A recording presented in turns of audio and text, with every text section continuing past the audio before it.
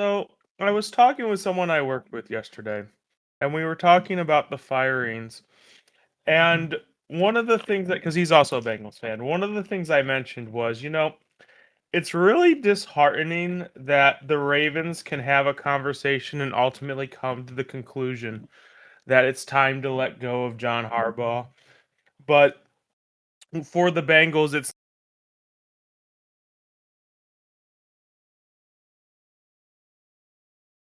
I didn't hear. For all I know, like it was a foregone conclusion that no matter what happened this season, Zach Taylor was going to be the head coach of the Cincinnati Bengals for next season, regardless. And one of the points that got brought up to me was, well, I think Joe Burrow probably just likes Zach Taylor. And my question is, why? Why would you like. So, Joe Burrow earlier in the season went on a little mini crusade about how it isn't fun for him anymore. And he's not sure, being hurt on and off. That's partially Zach Taylor's fault, motherfucker. How can you, on one side of your mouth say, this isn't fun, what we're doing isn't fun, it's not fun always being hurt, it's not fun losing, I want to be in the playoffs because you're one of the best fucking quarterbacks in the NFL, and then be like, oh, I like Zach Taylor. Like, how does that compute? How do you, Alex, make sense of that for me?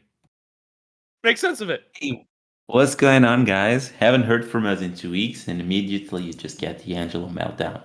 Unfortunately, How does it I make can't sense? make sense of it. I don't think it makes sense. I think we were both vehemently sure that this guy should be fired. Now, would he get fired or not?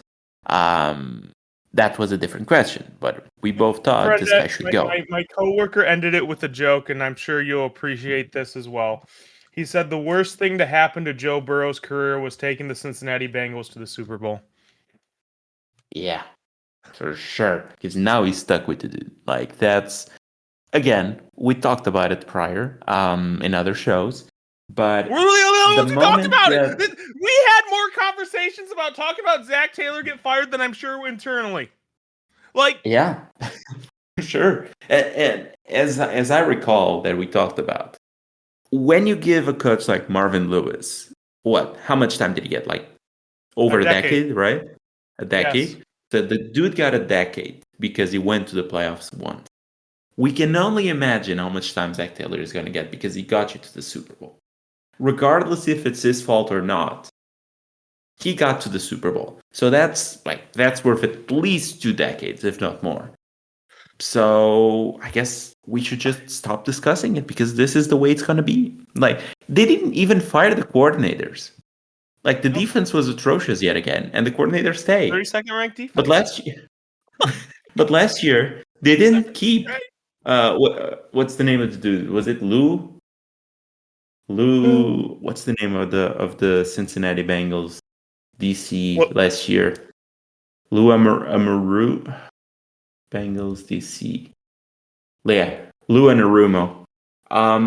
They didn't keep him, and like he at least had given proofs that he was actually good DC. He was more used as a scapegoat than anything. But this year they didn't even bother having a scapegoat. They just like, yeah, we're just gonna run it back. Second, yeah, we Everyone had is the worst back. defense in the NFL. That's just par for the course. Yeah, that's just normal things that happen on an NFL team, being the worst Yeah. defense in the league. Yeah. Well, I'll be back next year. All good. Don't worry.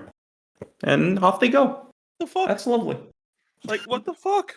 Like, this is. And So, your like, owner doesn't even care at all. He's just like, okay, let's be mediocre. here's the thing. I think being a Steelers fan has its level of frustrations because I'm sure, like, going 9-8 is nice, but not like sniffing past the first round of the playoffs. That has to get maddening. Like, you have to be happy to an extent about like the winning season, but never being a threat, always finishing 9-8, and never having like aspirations beyond that. Like hitting into it must have its level of frustration. At least you're winning. Like the Bengals could have gone 0-17, and I'm sure Zach Taylor would still be here. There's not much. There's not much of a difference between what Zach Taylor did and going 0-17. Honestly. Did they And even at win a this point, game when that Joe Burrow didn't start? they did versus the Steelers. It Oh was my! the first game with Flacco. I believe that was the win. I don't know if they won another one, but I know I know that they was the didn't. win. I know they didn't. But like, Yeah. not even a thought. Not even internal conversations. No, We lost to it's the good. fucking Browns. That's not even a discussion. No, it's good. It's just the way The things Browns, go, man. the team that won Week 18 fired their head coach, and it's just a normal every day in the An head coach office. that won Coach of the Year twice. Yeah, And every time that he has been given a quarterback that wasn't god awful atrocious level of play or a sexual predator, he was actually pretty good. So, yeah. and funny enough, the two teams that have already fired the coaches in your division, both of those coaches are currently like Top the cream of candidates. the crop of coaches. Yeah, there are Yeah. the 1A, 1B coaches that you can get in Meanwhile, the we're just market right now. chilling here with Zach Can Taylor. you imagine if Everything's Zach Taylor got great. fired?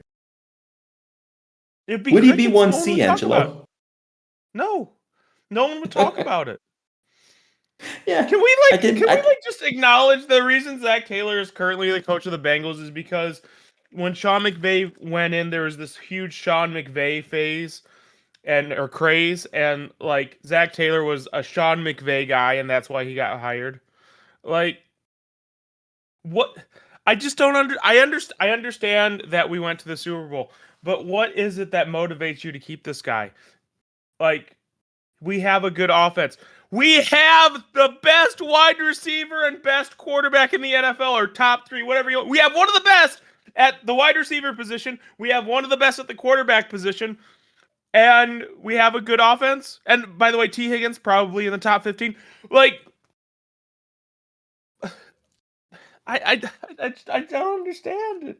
I don't understand the circular logic of, oh, we have a good offense, so we need to keep Zach Taylor. I think we have a good offense because we have good offensive players, not because Zach Taylor is doing anything revolutionary.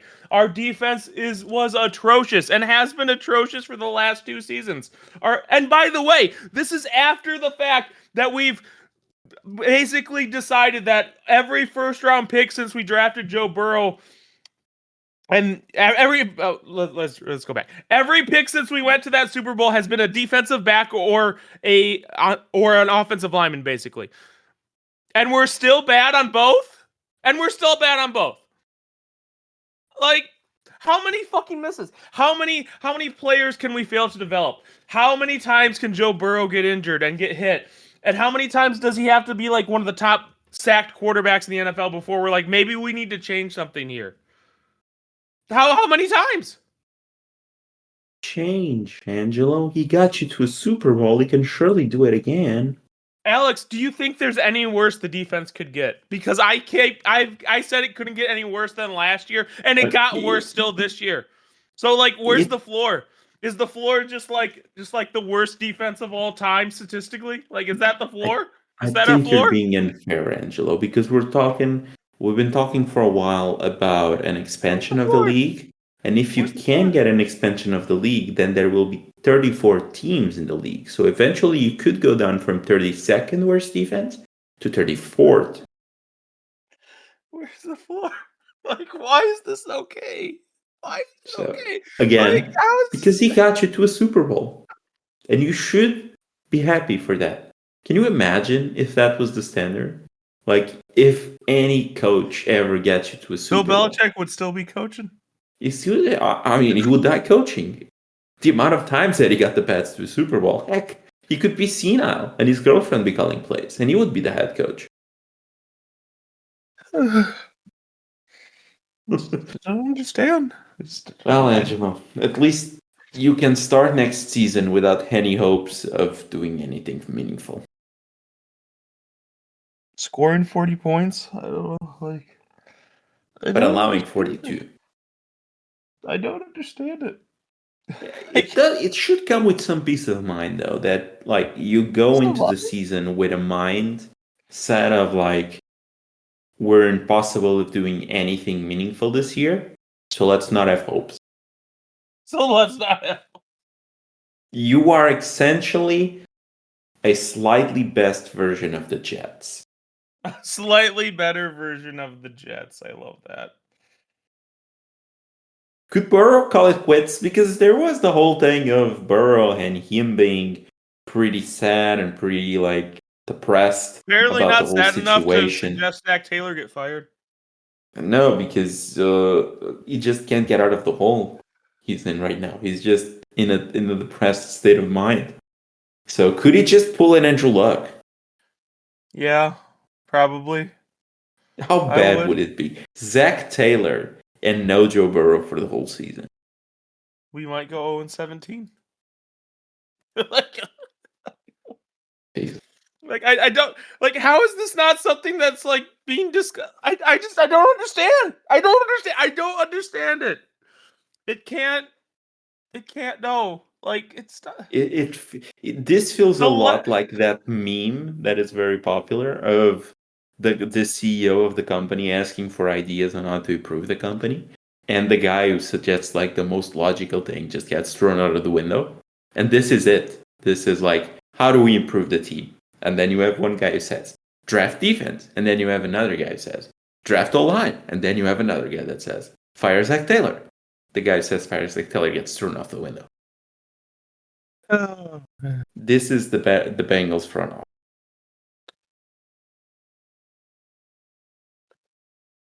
So, at least you're not alone in that. I believe the We're not Buccaneers alone. fans. No, because the Buccaneers fans are also in the same boat as you right now. They are also in the same The why Buccaneers are have we a not? the Buccaneers have a worse quarterback and finished with a better record and a better defense. Yes. Yet every single one of them wanted Todd Bowles fired the day after the last game. And they didn't. They just kept him. They fired everyone around them was a scapegoat. The guys that didn't get fired just quit. A guy At who least they had fired someone. yeah. Well, at least they What do have that. They like? they made a guy that has been in the league for 50 years, a coach that has been in the league for 50 years, retire. But Todd Bowles wasn't at fault for any of that. That's just everyone else's fault. So at least you're not alone in that. Bengals and Buccaneers fans both feel the same way. Oh, they don't understand it. I mean, at least they They, attempted some. Like we did, we kept everyone together. Like it's just yeah, another day in the office in Cincinnati. you're getting the band back in the room. Like everyone is gonna come back in, and it's gonna be gorgeous. It's gonna be amazing. So those two teams were the most obvious ones of teams that should have let the coaches go, but they really didn't. Let's talk about some of the teams that let their coaches go. And I guess we'll Yep. start from the top. Let's look at the Arizona Cardinals. They let Jonathan Gannon go after 2 uneventful seasons. Uh, Again, I think he had sort of a window of hope in there when he could get the troops just rolling with him.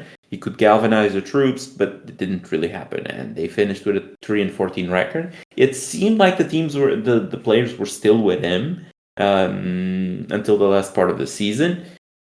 But I mean, a record of 15-36 in the 3 seasons that he was the team's head coach Three doesn't bode seasons. well for you.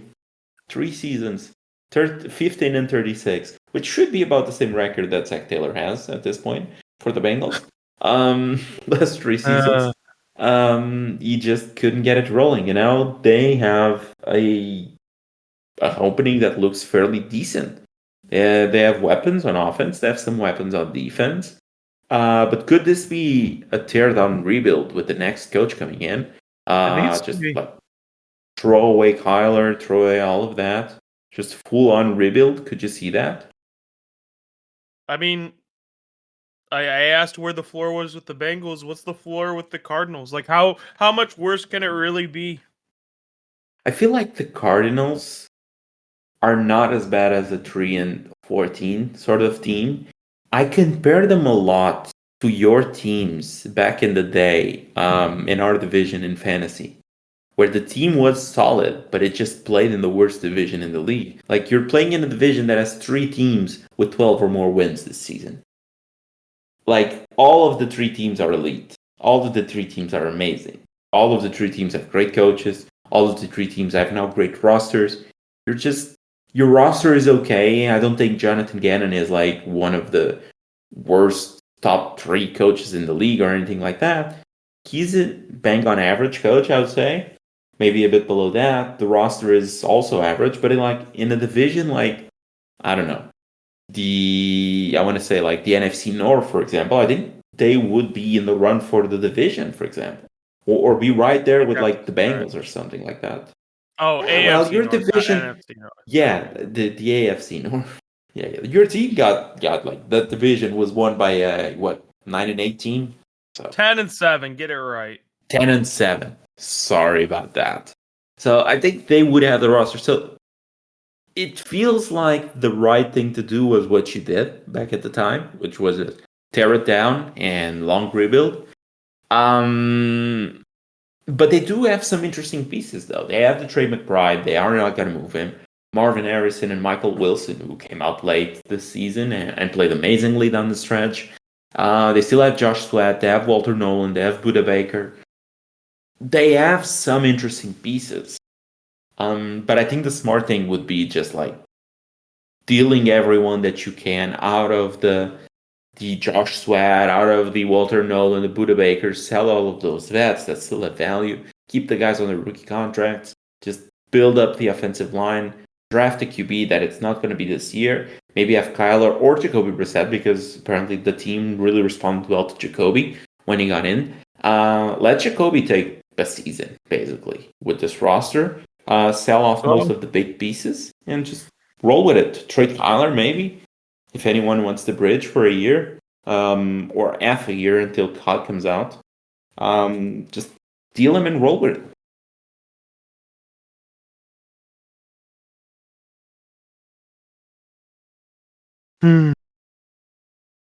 Okay, afterwards, the Miami Dolphins. It looked like it was not going to happen, that Mike McDaniels might have kept his job. But Mike McDaniel got fired. I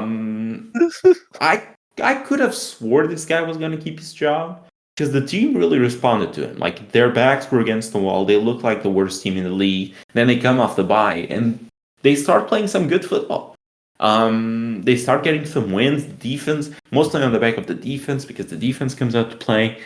Offensively, they just don't commit turnovers. They lean a lot on A-Chain. And they just get moving. And I thought for sure this guy was going to get another season. But no, this is the end of the line. I know for a fact that this guy's going to be like a main candidate for OC. I don't know if he doesn't get another head coaching job straight away, though. You think someone's going to... Why? Because there are a lot of openings in the league right now. And outside of the main guys like Harbaugh, like Stefanski, outside of the main guys, I don't see a lot of the coordinators getting all that much attention. Like, and when you look at those guys, do you know who Mike McDaniels would be perfect for? Who? Cleveland. Yeah, I think so as well. Because they have the defense and they have the noodle arm QB. So they just could lean on the run and do I think they would probably need an upgraded at QB because the team needs a guy that reads the field quite fast. Pick. Oh no, maybe they don't have a top 5 pick. They beat the Bengals, but they got a top 10 pick. Maybe they do. Maybe. But this is just like one of the worst drafts that I can remember for QB in a while now. Like it's Mendoza, then it's the guy. I said that what last year? I mean, who are the QBs out of last year? I don't even know if Cam Ward is good, and he was the number 1 overall pick. And you have what, Shadur? There was actually an argument for do the Giants skip Dart if they were in run for Mendoza. I think that argument would have been made in the staff. Because I think Mendoza is every bit of the better QB. than Dart. But okay, I'll give you Dart as maybe the best QB of last year's class. You have Ward, maybe the second best. Then you have what? Tyler Shuck. Tyler Chuck, which is like Who you said looked good at the second half of the season, by the way. it did, but it didn't look like a world beater. So like I don't know. I feel like the class was mostly what we expect. You had a guy that was the most pro ready guy of them all and went the first overall pick, and didn't really look all that great at most times. You had a guy that had a big ceiling but a very low floor, and that Dable got a lot out of, in Jackson Dart. And then you had a guy that it was like a 6-year starter, backup of Justin Herbert, Tyler Shuck, back in Oregon. And that was the guy that maybe was the most consistent when he got into the groove late in the season. But it's just like none of those guys were like world beaters in my eyes. Like all of them would have been replaced by Mendoza. So I don't know. I don't feel like this is a draft to go QB. And I don't see one of those QBs being available that fit the McDaniel system, and that could be the reason as to why he doesn't get the gig right away. But I think he's every bit as a good coach as any of the guys that will make the rounds. Like I feel like a lot of the OCs and DCs that are gonna get interviewed this season are not a great fit in terms of an head coaching gig. I speak, for example, for Seattle with Kubiak. I feel like Kubiak is a very solid OC. I feel like he's going to be a terrible head coach. He's just one of those dudes that you really don't see a whole lot out of the head coaching characteristics that one would need to succeed in the league. I really don't see it. I feel like he's one of those guys that is going to get overwhelmed, doesn't really have the personality for it, and it's just going to go terribly in my eyes. So I feel like as quote unquote offensive gurus go, I would maybe give a shot to Mike McDaniel first than I would give to Garrett Kubiak, for example.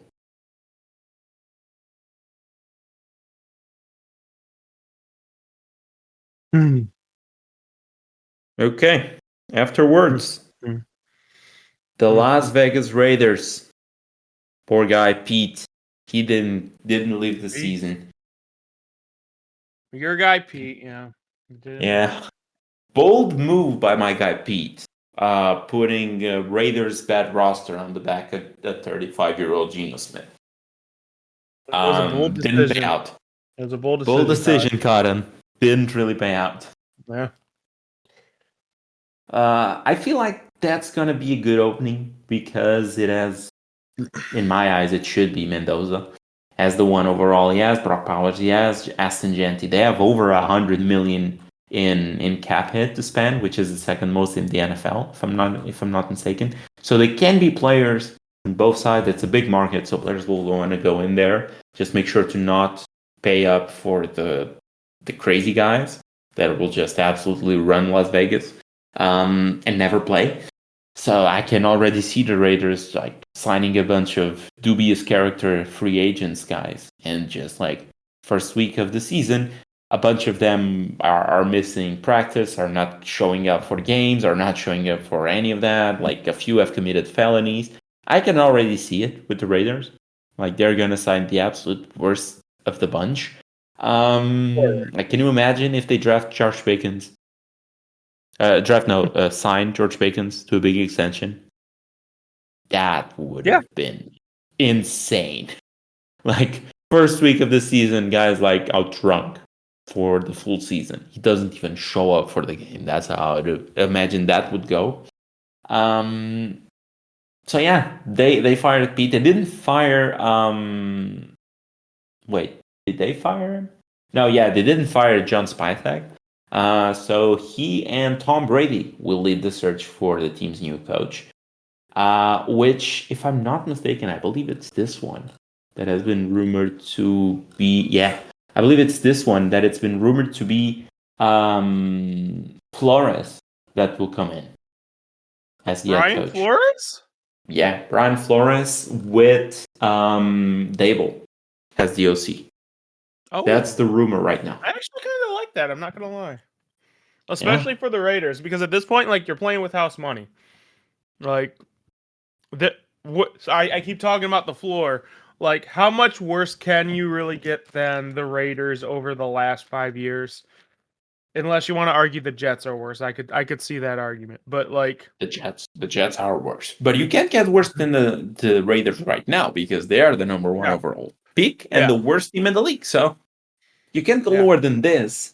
So yeah, like Brian Flores, I like it. You know, he has a different. He's bold. He's aggressive. He has a different coaching style. You get to draft the quarterback early, the best quarterback in the draft, and Give him you to get to see where Dayball. you go. Dayball at least knows what he can do with the QB. He Yeah, developed Josh Allen. He developed Dart. He got a great season out of Daniel Jones at first as well.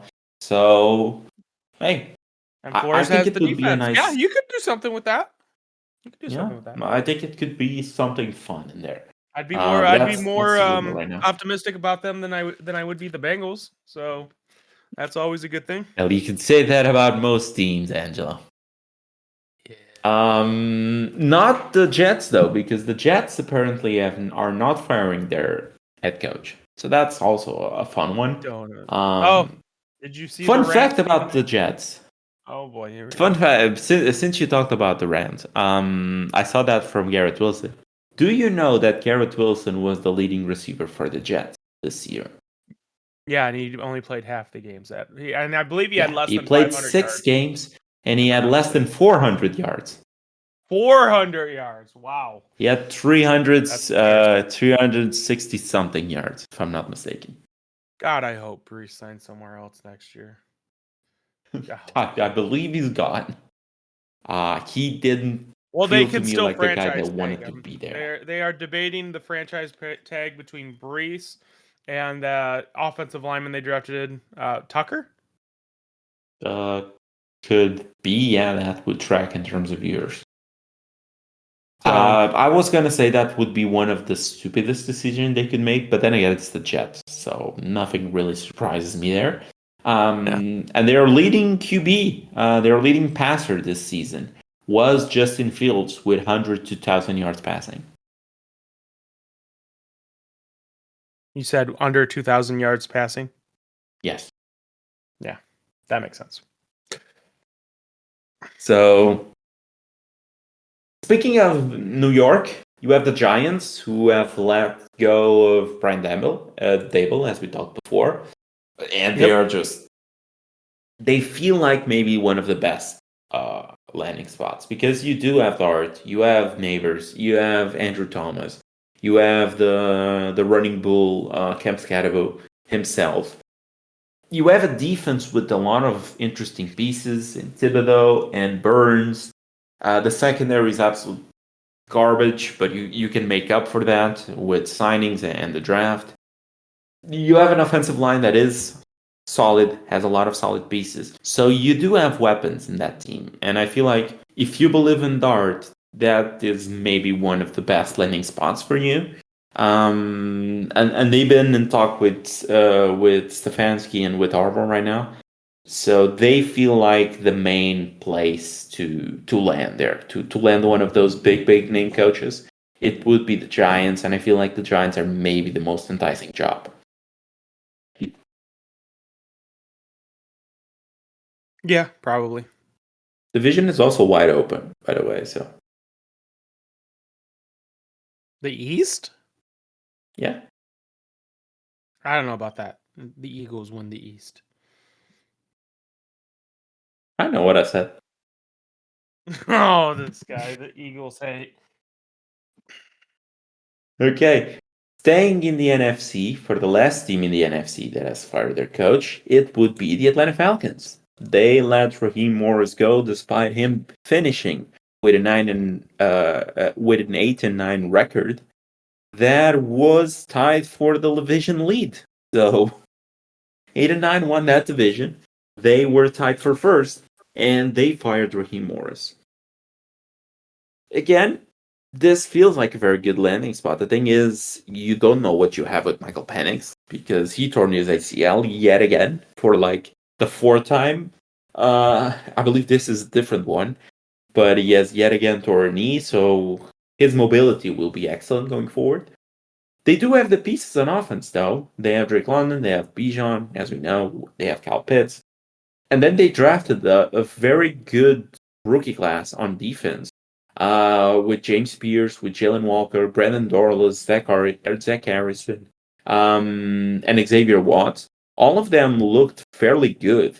And in fact, the edges that I mentioned, they were all inside of the top 5 for sacks for the Falcons this year.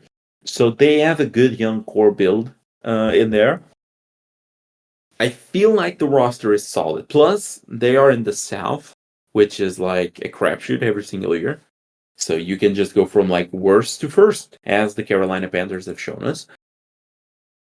I feel like this is an interesting roster going forward. I don't know who they will get, but I know that they have the money to pay like whoever they get. Like Arthur Blank will pay for whoever is the best coach that is interested in that spot. So they're not going to be cheap in that. So no offense, but like, how long have we like done this experiment where the idea of the Atlanta Falcons is always better than the actual Atlanta Falcons? Like, oh, they got Drake London. Oh, they got Kyle Pitts. By the way, coming off a tight end one season. Oh, we have Bijan Robinson.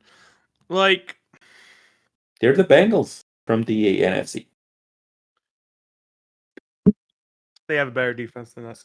But Well, it's not hard. yeah, you're right. That's not hard. But like, I don't know how to say. They need to get the quarterback right. Like, it seems like the Falcons literally have the everything else at least well enough. They need to get the quarterback right. I don't know how their cap situation is right now, but without Cousins on the team, so he's going to be a free agent this year, so that opens up a big chunk. Yep. And with the amount of young guys that they still have on the roster, because Bijan isn't getting an extension, I Nope. don't think Drake London got it yet. He could have gotten it last year. I'm not 100% sure. I know Kyle most of Pitts the was big drafted before Drake Drake London. London, and he Yeah. hasn't got the extension, right?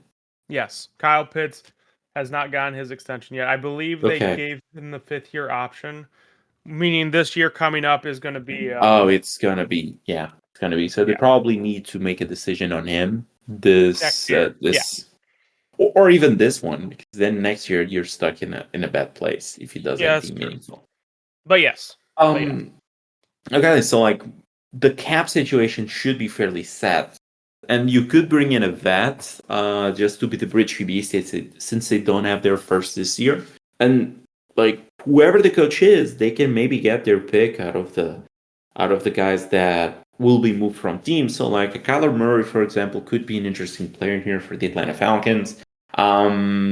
Maybe looking at I don't know. I don't want to say Joe Flacco because I feel like the idea of Flacco, it would fit the Falcons because the idea of the Flacco is better than the Flacco.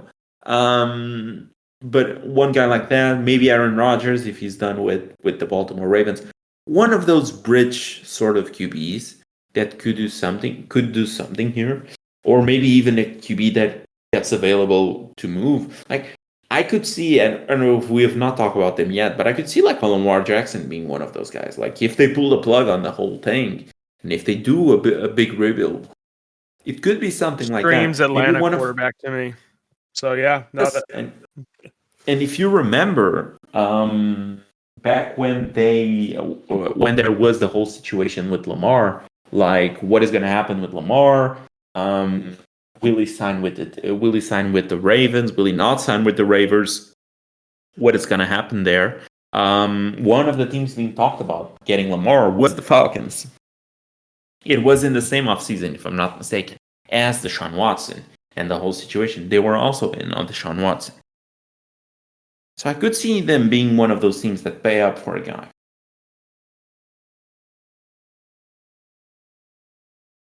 no, I agree. I think the Falcons like main thing is just getting the court like dude, you got some of the best fucking weapons around. And I would honestly argue their like weaponry spread is better than the Bengals. So like you just got to get that right. You can't spoil that. You can't if you like fumble this, this makes it so that your whole little experiment with I'm gonna draft the best offensive weapon in each class in the top five. They did it with Bijan, they did it with Pitts, they did it with Drake London. Like that all goes away. That's a failure. Because I will say, like, one of the things that we talk about, because we talk about fantasy football as well, is how it is generally a waste to draft a running back with one of your top 10 picks. Drafting a wide receiver, drafting a tight, especially a tight end. I've argued a tight end for a while now.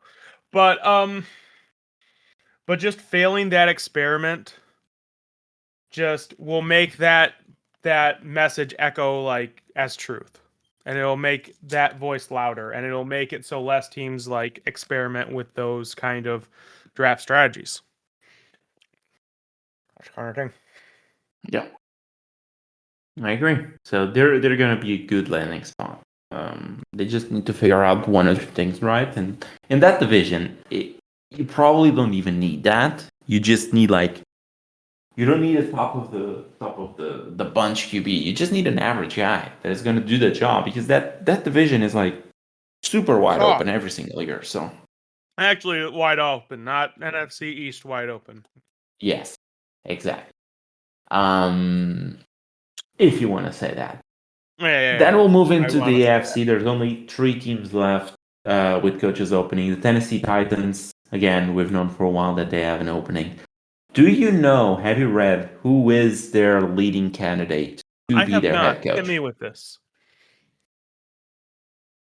What's the name that you could think here that is like one of the craziest names that you can throw out there in 2026 now? Um.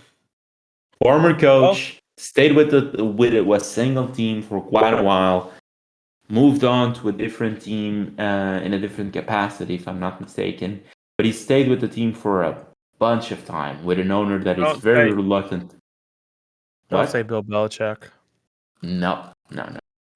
He didn't even have half the success that Belichick. Marvin Lewis. No, that guy, I don't even know if that guy still coaches.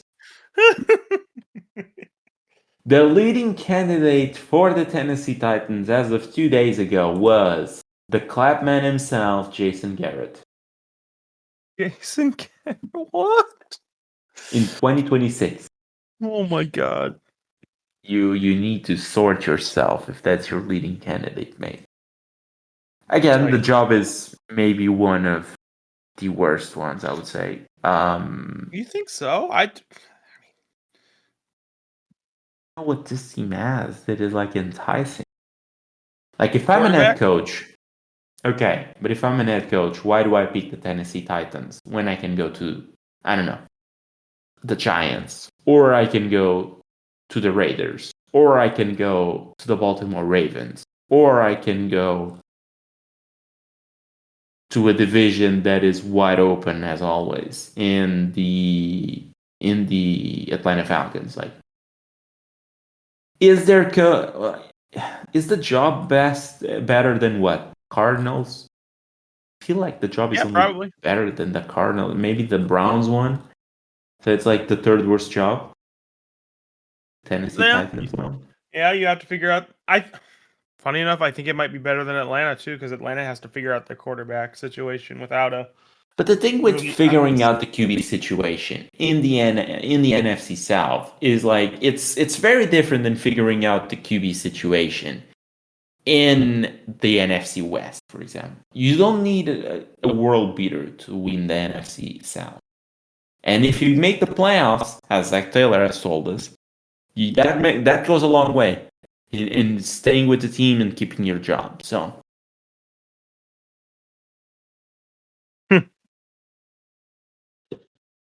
I feel like this Tennessee Titans job, like the roster as well, is just like Yeah, the they roster have needs no more. receiver, they have no running back.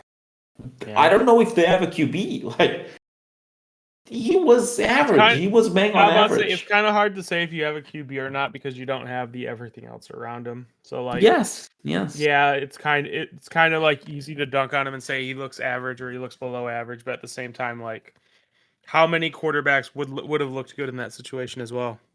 Like, That is true, but you need to consider that you're going into a position with a guy like Cam Ward that you don't know if he's good. You know that for him to have a decent shot at this, he needs to have a team around him. Will you have enough time to build that team around him? Because the way that we're looking at it, this right now, the pieces aren't even close to being there. Like, you need a lot of time. And okay, you give him 1 year. It looks a bit better, but not a whole lot better. You improve the team around him somewhat. Second season, like, if in the first season you had like a 5-win record or a 4-win record, season after it's like it's gonna be do or die. And are you gonna go into the do or die season without? This is what I always go back to. NFL coaches have egos. NFL coaches want to have their guy. They want to say, if I fail, it's because I had my guy. I want to at least have that chance to have my team, to have what I want at the QB position, work with my guy, not the guy from the previous regime. So let's say Cam Ward has an okay season, nothing great, and they finish with like 5 wins. You know that the coach will have the pressure going into the second season to perform, or you're out, because this is a what have you done for me lately league. Like, if does he go into his second season with Cam Ward, or does he just like throw Cam Ward to the side, bring on a new QB? It just becomes, from that standpoint, I think it makes sense for you to go for one of those guys, just like the Raiders did, just a transitional year from like one regime to another. See if you can figure out what Cam Ward is, or if you can't, build a team around whatever QB is going to be in your future, and just move from there. Like, don't burn one of the good candidates here. Would be my thing. yeah, no, I think the Titans are going to be one of the last.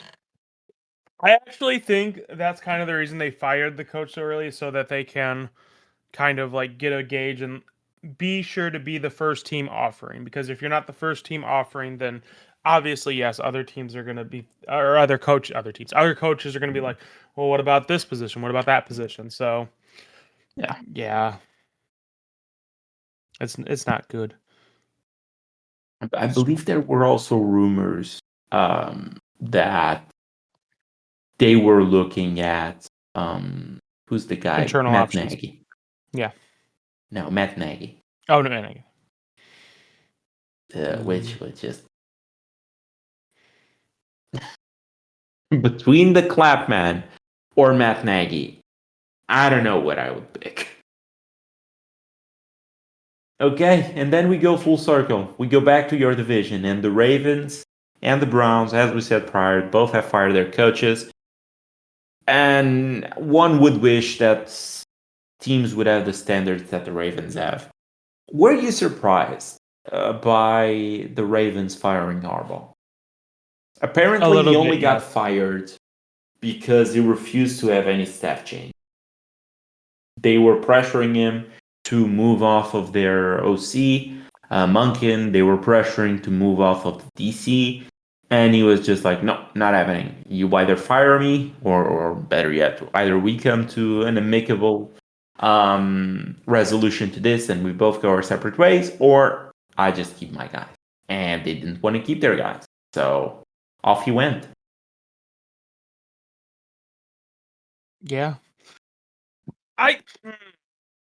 I appreciate the balls it took to do that. I will say that. At the same time,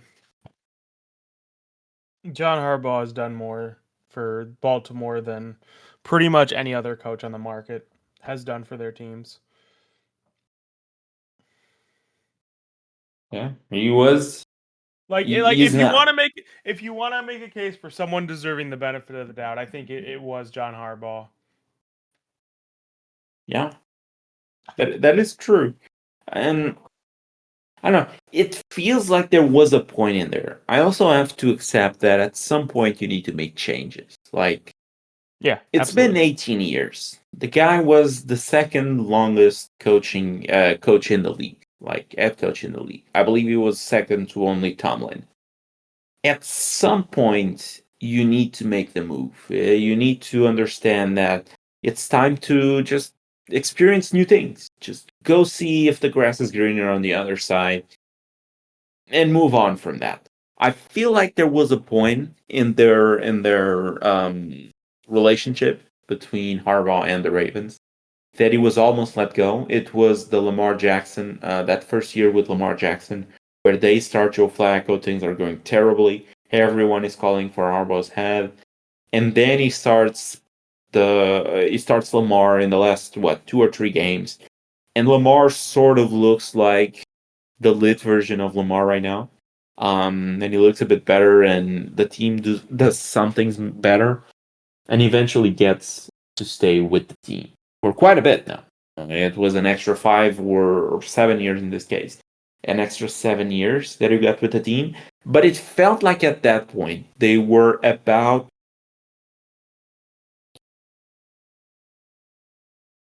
I don't know if you saw that, or no one saw that, but Alex just left the Discord. I'm assuming that is because he got disconnected, maybe some internet problems.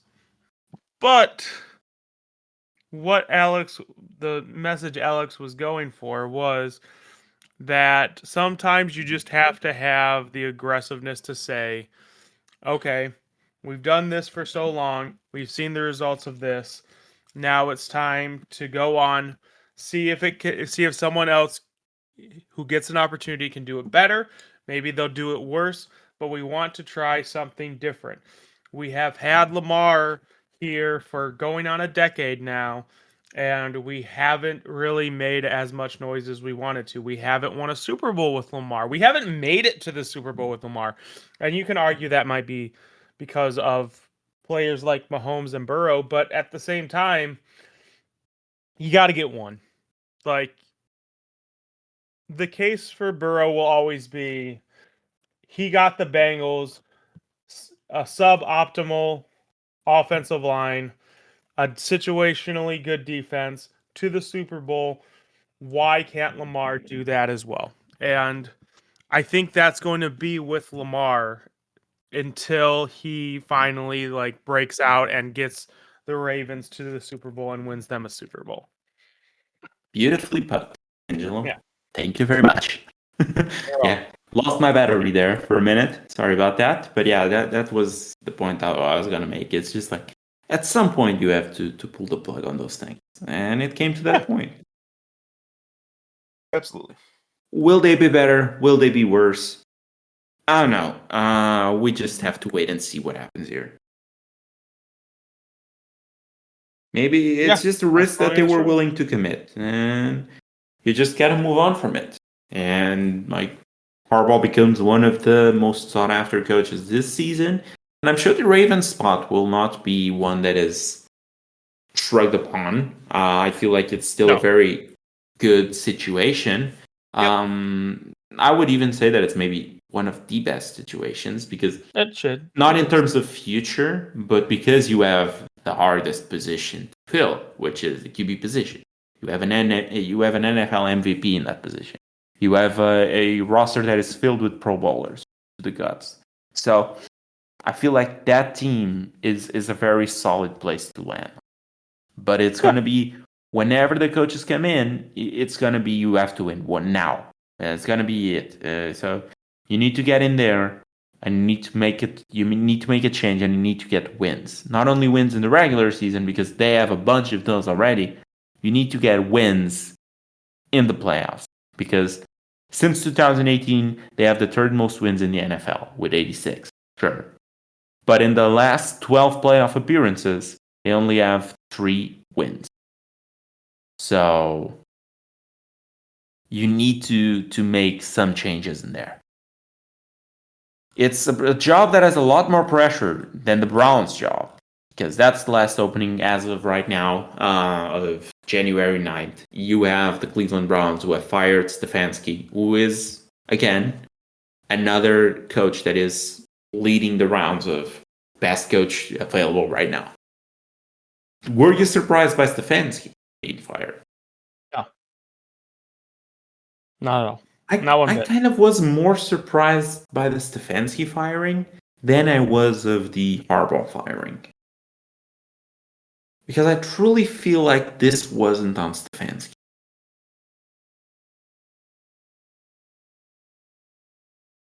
I can agree with that.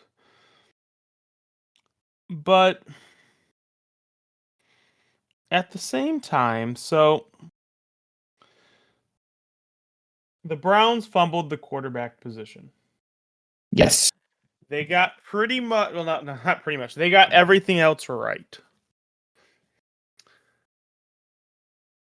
At a certain point, going back to it, you have to try something new. And I think that in a different world where the Browns didn't trade for Deshaun Watson and decide to spend 2 draft picks on Shador Sanders and Dylan Gabriel and actually had a quarterback Stefanski was comfortable with, in tow earlier. I think Stefanski is still coaching the Browns. The problem is the Browns are the Browns. They are an embarrassment of an organization, much like the Bengals are proving to be here with their decisions as well. And sometimes when you have an organization that is so historically been terrible that they yearn for something better, and it doesn't matter if it's your fault or not that the quarterback position didn't get right. You're getting fired because the quarterback position wasn't right. And that is life sometimes. It's not always fair. But we do the best we can, Alex. We do the best we can. I do feel like it's different taking the risk of taking a new coach and taking a new and just seeing what's out there.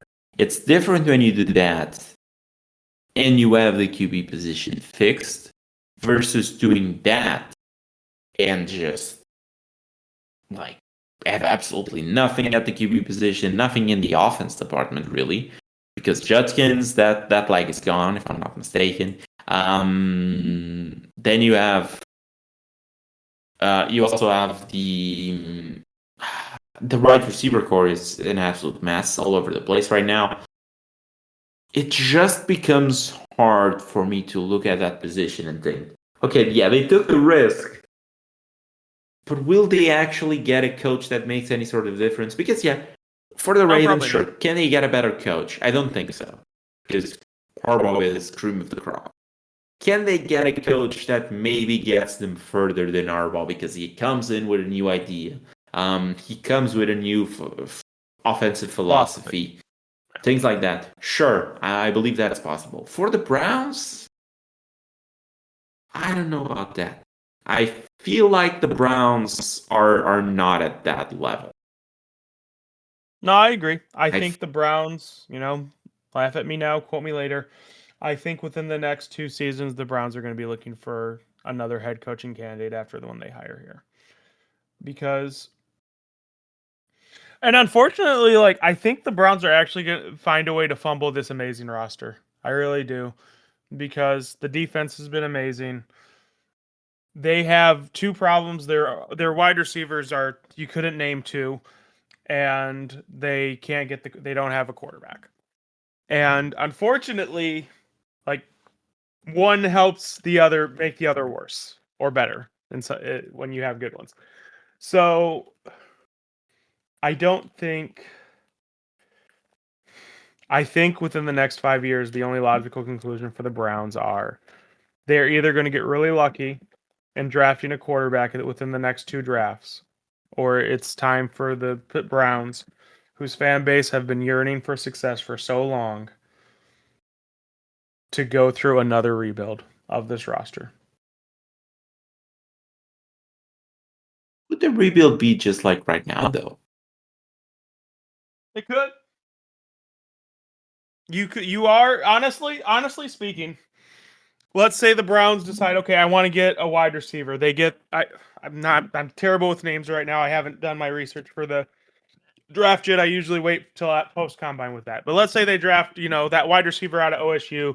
OSU wide receivers usually tend to be cream of the crop. All right, can we disagree with that?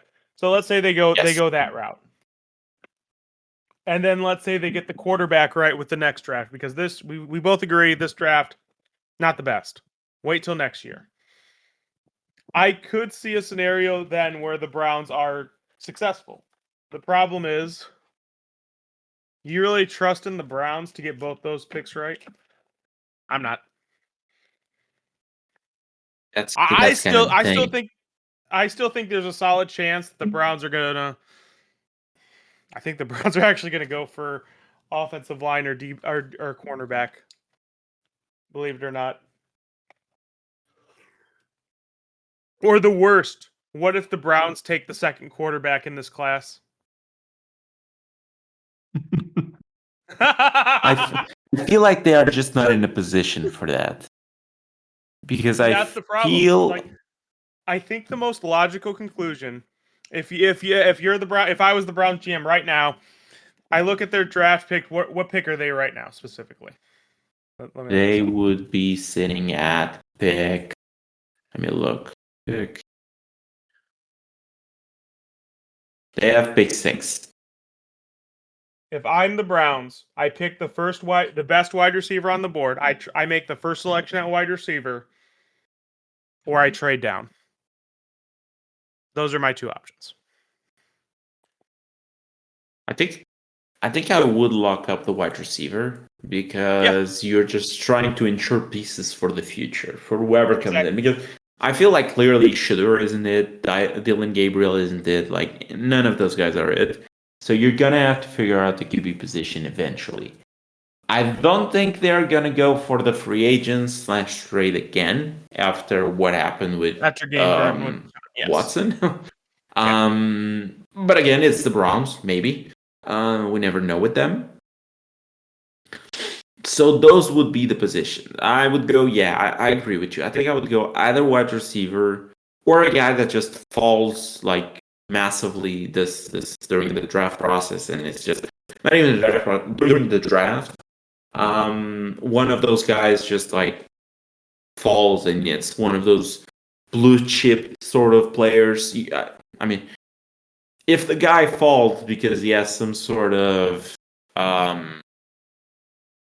character issue, I feel like it's a given that the Browns are going to go for him. So I would maybe look at that. But those are the only two scenarios. Speaking of guys with character issues, I feel like we're also talking here about running back, but wide receiver. But the wide receiver for them is going to be soon Rashid Rice because of the allegations that have come out against him from his girlfriend about Jesus. domestic violence and whatnot. That feels like the next Browns wide receiver. So if that happens, maybe just trade down.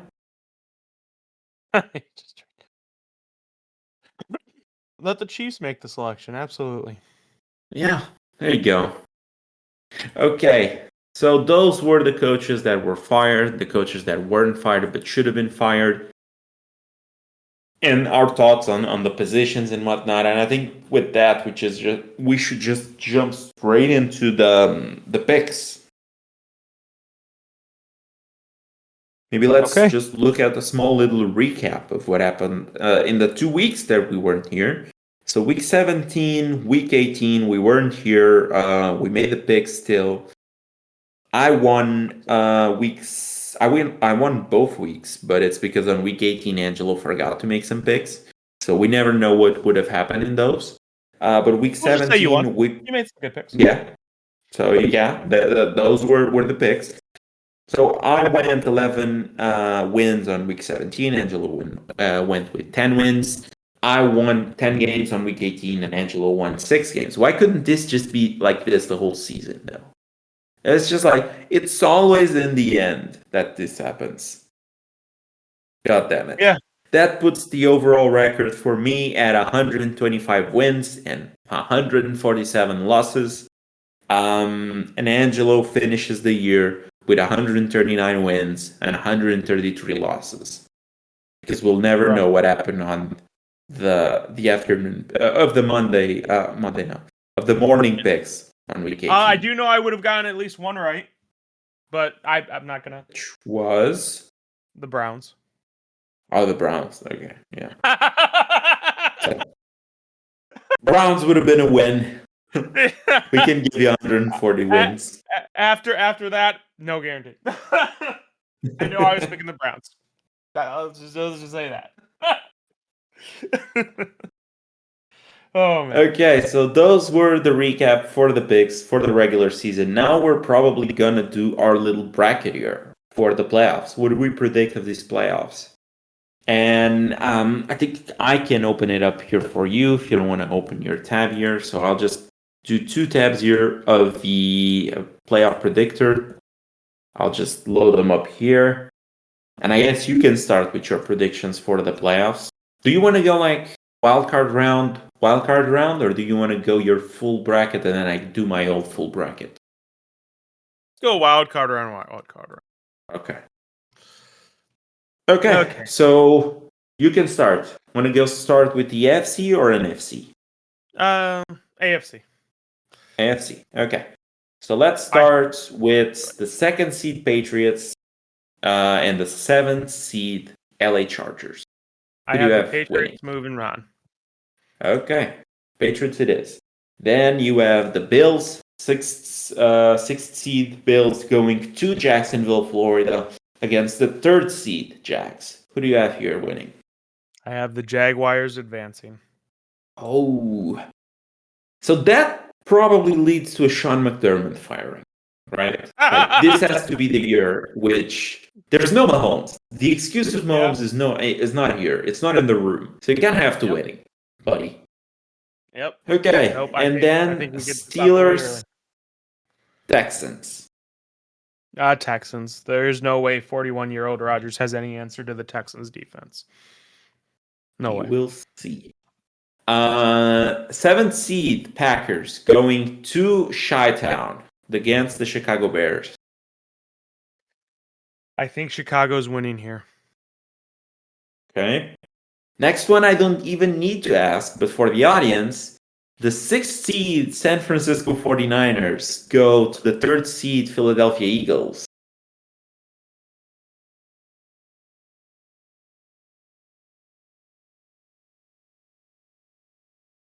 Oh, the pause. I have the 49ers needs to say advancing. So he is agreeing with me, after all, that the Eagles are not going to win a playoff game.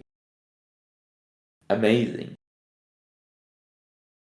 Okay. 4th seed Panthers or the 5th seed LA Rams. The temptation to pick the Panthers is pretty high, especially considering the Panthers have won already against the Rams.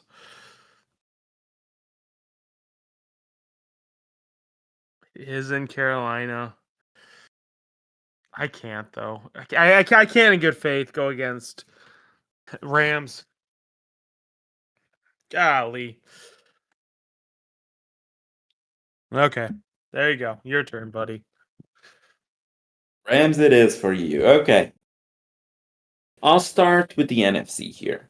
So Packers, Bears, I also agree it's the Bears. Niners, Eagles, I also agree it's the Niners. But I will say that I would much rather have the Rams going to Philly than the Niners because I think the matchup is better for the Eagles. Because the defense of the Niners is very soft, so they will be able to win with a very mediocre offense. They wouldn't need to make any sort of crazy plays. And then the big matchup, it's Niners offense versus Eagles defense. And I feel like the Niners offense might be a touch overvalued. And when they face a proper defense, I don't know about that result. But I will stand on business and toes down and on my convictions. And I will pick the Niners. And the Eagles are not going to win a game. I will be so happy if I'm wrong. I will be so happy if I'm wrong. And then I want to pick the Panthers, much like you, but I feel like the Rams are going to win this game. But it's going to be close. It's going to be super close. Then the NFC comes. And I don't know which one to start, which side to start. Are you disagreeing with me pretty much across the board here? I might be disagreeing with you across the board here. Interesting. The one that I'm tittering on, it's the Patriots. Because I can clearly see a game in which the Patriots lose. Because there's two narratives here. I will say this. I think if the Chargers were healthy, I would be picking the Chargers. Oh yeah, I would also be picking the Chargers. So, but if they were healthy, they weren't gonna be the 7th. I feel like so. That's fair. But one thing is, the Patriots are one of the worst teams in the NFL in the red zone defense. So 70, if I'm not mistaken, it's 75% of the drives that go to the red zone end up being touchdowns or scoring plays. And I feel like that's the one thing in which the Chargers really struggle. So if they have a break in there and they get those wins, they will be able to do those monodical drives in which they just run the ball a ton, high completed percentage passes, hit the Len McConkey, hit the Quentin Johnson when you are desperate for it, hit the tight end or on the Gadsden, run the football with a Mario Hampton. I can see the scenario here in which the Patriots lose this game, but then there's the narrative of the Patriots haven't played anyone. They are the biggest frauds. They're going to lose this. Everyone can't be right on that one. Like, that feels like the most... I've heard it to exhaustion at this point. That the Patriots aren't good, that the Patriots are frauds, that the Patriots have only beaten one team with a winning record, that the Patriots are this, they're that, they're not going to do anything. Everyone seems to think that is the just absolute truth. I can't believe that it's going to be that. So, because I don't want to go with a full round of upsets, I will take the Patriots still. But then I'm disagreeing with you on the other two. I'm going to go with the Bills beating the Jags. And I'm going to go with the most surprising one, which is the Steelers beating the Texans. And it's just one of those beating games. The Texans? That's one of the most... Everyone has this game figured out. The Texans are going to win it. There's no chance. Oh my God. And all of a sudden, you're going to have a matchup here in which Alex, the Steelers run the football. They run the football to obnoxion. Aaron Rodgers is going to have one of those games in which he just can't miss, and he's going to make the clutch plays, and he's going to make the clutch throws. And you're going to see the Texans offense just disappoint because the Steelers defense is going to show up for the playoffs. I don't know if you know this.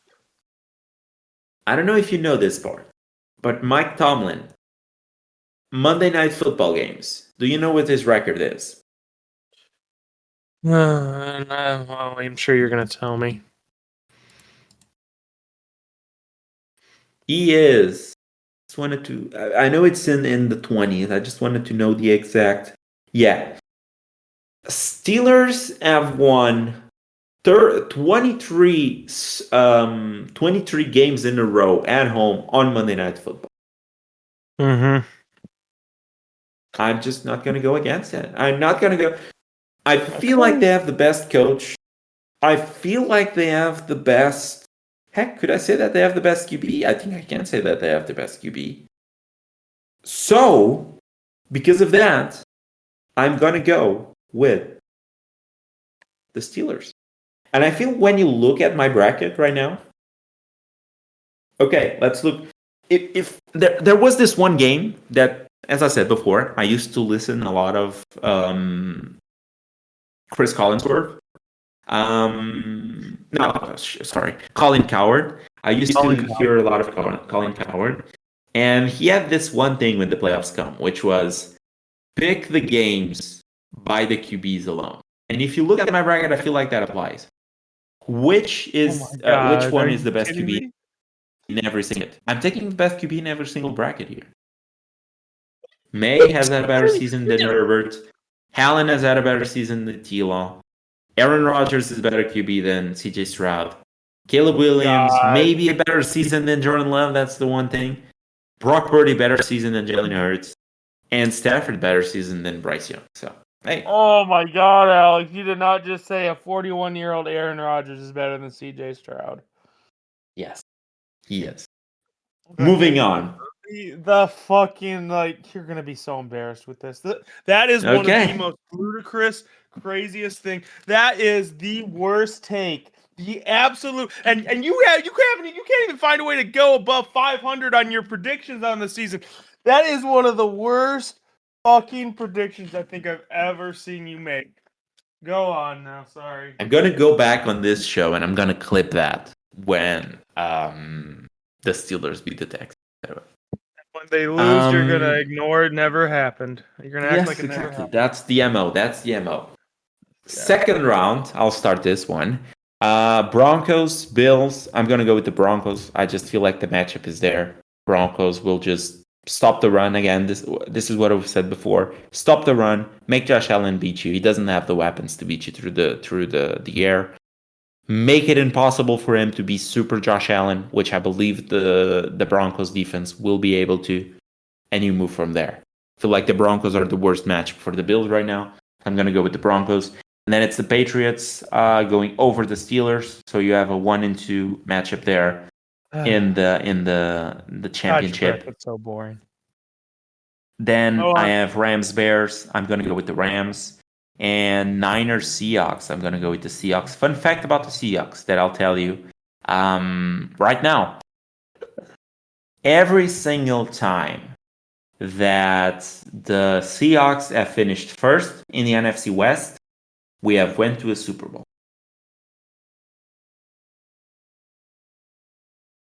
you're saying shit that doesn't matter. Hey, number one seed makes the Super Bowl. We did that in 2005, 2013, 2014. Number one seed made the It's Super gonna like Bowl. where my bracket goes. I'll tell you another one in the next round. Okay, now you pick. Broncos Texans for you. The Texans are gonna upset the Broncos. Oh, buddy. I feel like your bracket is gonna die at the very bottom. It's gonna die at what? At the very bottom, especially in the AFC. Patriots Jags.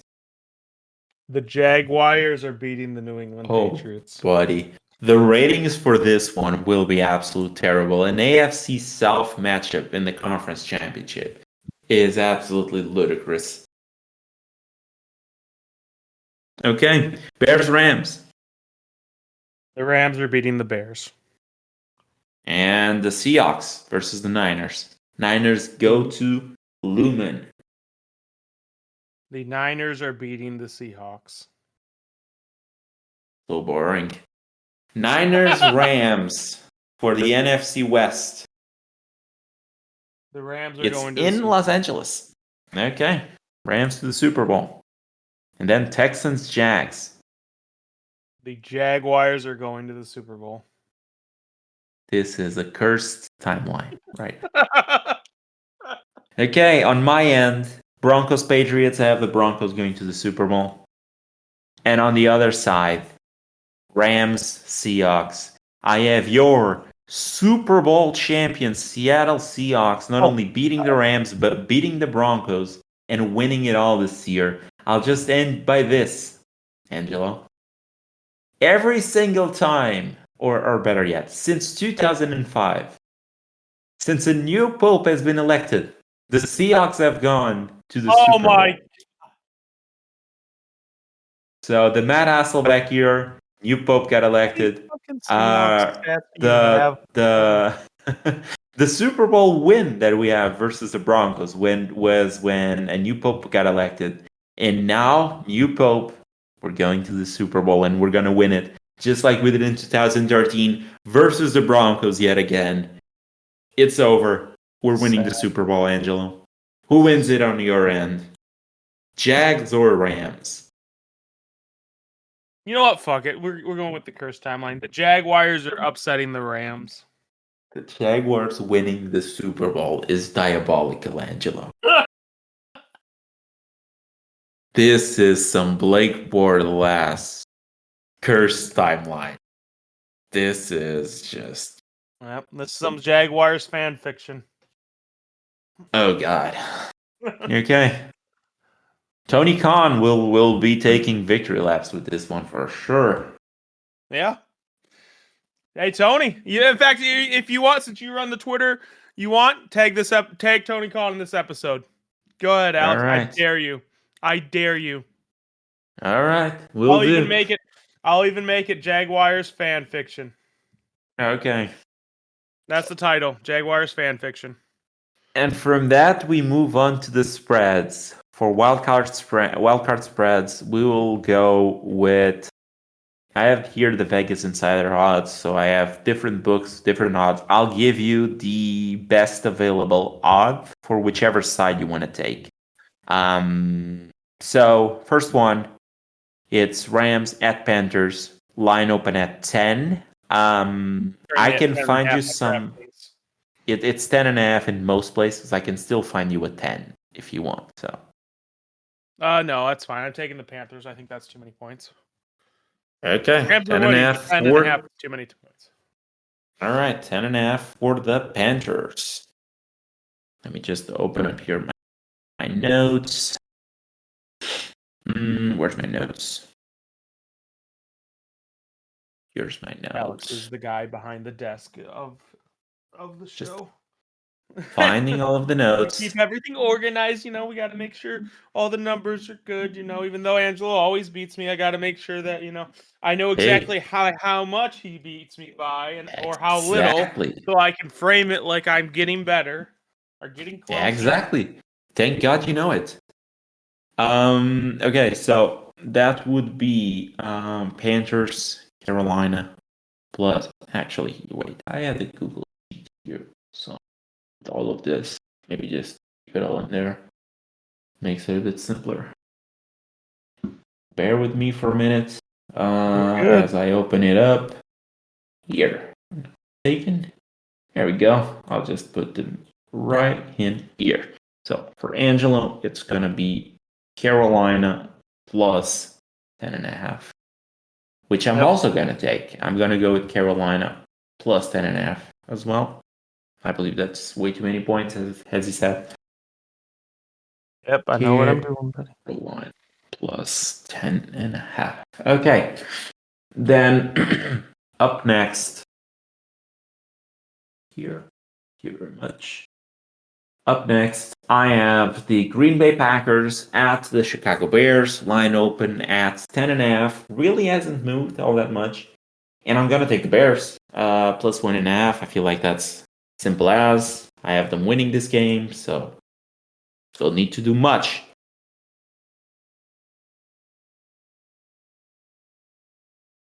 Yeah, I'm in the same boat as you. If I'm not mistaken, the Packers are favored in this matchup. I also have the Bears Yes. winning, so give me the Bears. Simple. Simple as. Packers, it's -1 in some places, -1.5 in most places. Next up, it's the Bills at the Jags. The line is mostly ones by now, some 1.5.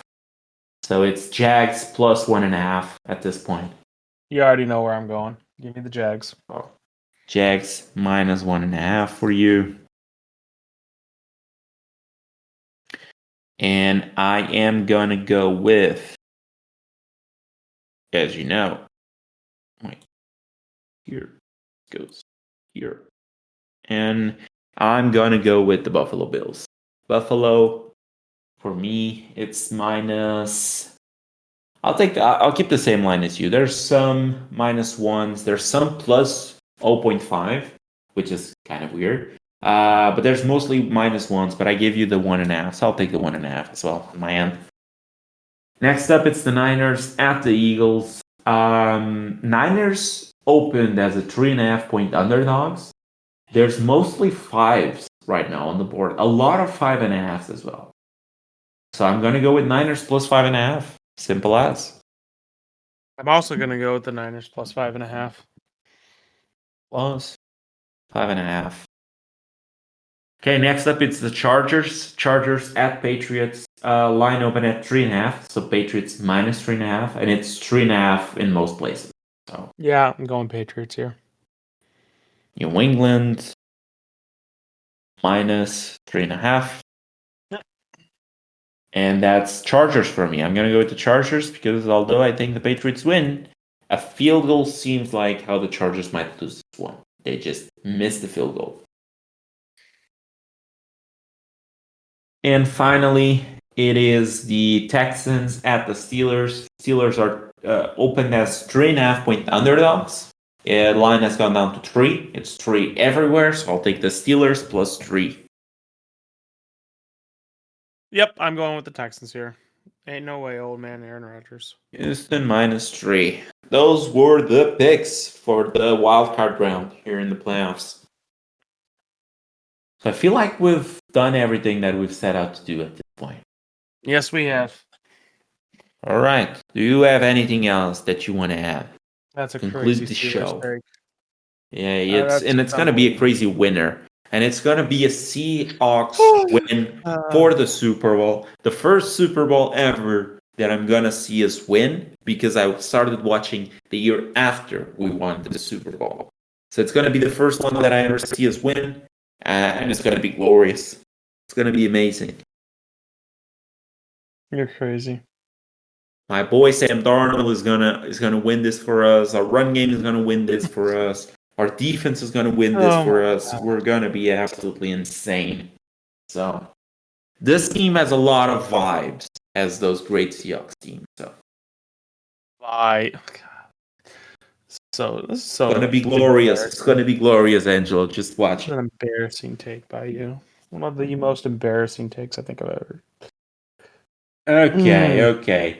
Stop running, crying on my parade. Stop ruining my parade. Shush it. It's time to get out of here now, I would say. So, guys, if you're still listening to this point, thank you so much. Thank you for listening. Thank you for sticking with us for the whole regular season. Playoffs are going to start coming in. You're going to be listening this the day of the Niners game, unless this drops right now on Friday afternoon. You're going to be listening to this tomorrow at 6 a.m. Okay, so you're going to be listening to this on the day of the Niners, Eagles, and the Packers, Chicago Bears. So if you're from any of those teams or any of the teams in the playoffs, just make sure to have a blast. Like playoffs change, and like Angelo knows, one season you're in the Super Bowl, the next you're like crying because Zach Taylor didn't get fired. So enjoy it while it lasts. Hope you had a blast this season. Hope you'll have a blast on the playoffs as well. And thank you so much, guys. If you're listening to this on the Spotify app, on the Apple Podcast app, just make sure to drop a 5-star review, subscribe to the show, turn on the auto downloads. That all really helps the show. Thank you so much. And as always, talk to you next week. Sorry for anyone who lost money because they listened to Alex for some reason. Have a great one, guys.